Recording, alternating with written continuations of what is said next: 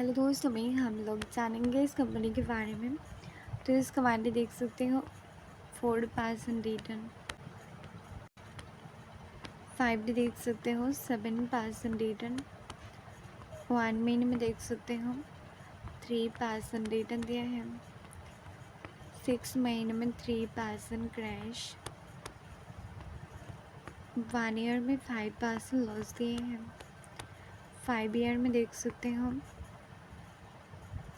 136% return, 1 day देख सकते हो रिटर्न अच्छा खासा ग्राफ भी ऊपर है, प्राइस देख सकते हो 227 रुपीज़, मार्केट साइज देख सकते हो, पी देख सकते हो 84,